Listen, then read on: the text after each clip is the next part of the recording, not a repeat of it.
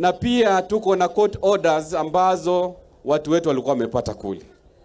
We want to condemn the demolition ya kule milimani, na sisi kama county we want the national government to compensate wale wote ambao waathirika kule. Na mwisho, baba, mimi nataka kuhakikishia hapa Kakamega chama cha ODM kiko imara. Mimi nikiwa chairman wako nitaongoza chama hiki hapa Kakamega tukishirikiana na wabunge wote ambao wamechaguliwa ili kuhakikisha registration of members hapa ODM ikuwe number 1 in the entire republic. Na mwisho, sisi kama wana ODM Kakamega County tunajua baba bado kijana. Sawa sawa? Tunataka baba in 2027 asimame kiti cha urais. Alafu deputy party leader wetu Mheshimiwa Fernandes Oparanya akuwe deputy president. Sawa sawa? Nani anaunga mkono hayo? Kwa hivyo nachukua fursa hii kumkaribisha deputy party leader wetu ambaye ni Governor Emeritus Mheshimiwa Fernandes Oparanya ambaye atatukaribishia baba. Karibu sana. Abantu banje mulembe. Mulembe kandi. Nyokulole mulembe cha baba, nyokulole mulembe cha baba.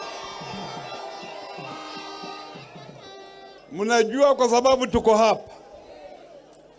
Nataka nirudishe shukrani kubwa watu wa Busoto South. Hapa ni Busoto South.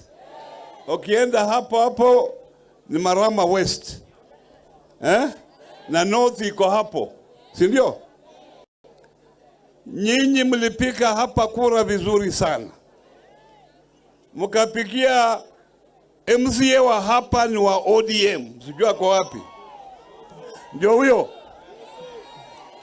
Hapa sio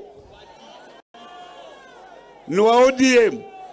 Mkapigia MP wa ODM. Na mkapigia baba kwa ODM.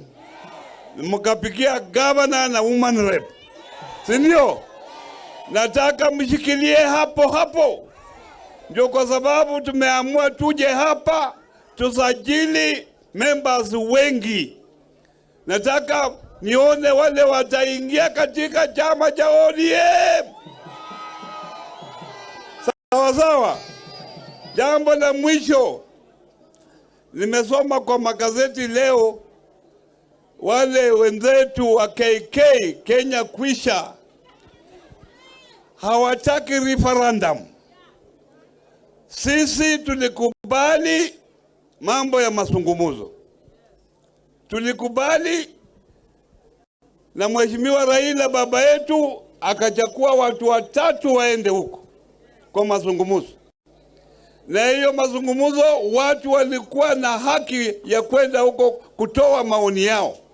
Hata watu walitoka hapa wakaenda kule kutoa maoni yao. Ripoti tayari imetoka. Jambo letu la muhimu ilikuwa kuleta gharama ya maisha chini. Hiyo ndio ilikuwa jambo letu la kwanza. Watu wa Azimio nao wakaleta mambo yao. Ingine wakaleta wanataka viti. Atu wanataka prime cabinet secretary iwekwe katika katiba. Hiyo mtakula. Wakaleta official opposition leader awekwe kwa katiba na deputies wake wawili wawekwe kwa katiba. Mtakula hao? Hao badala ya kuangalia gharama ya maisha wanaleta viti. Kwa hivyo sisi tumesema kama wanataka hiyo viti mpaka tuende referendum. Nyinyi wananchi wenyewe mfanye nini? Muamue. Mambo kusema hayo mambo itaenda kwa bunge wasahau. Si ndio? Kwa sababu kulingana na katiba ile iko mambo kama hayo mpaka irudi kwa wananchi. Kwa hivyo mkae macho na wale wabunge wetu wako hapo mkae macho. Na mjue mimi nimesimama na Raila Amolo hii miaka yote. Hata nimeona mwingine amesema hapa Raila aende, Raila aende, Raila aende. Na aende, unajua yeye ni baba yangu, ndugu yangu mkubwa. Nilikuwa nafikiria 2027 Muluya hayuko hapo mbele. Sijui nisonge hapo, tuone vile tutaongea. Mnaonaje? Haya. Basi nataka nichukue nafasi hii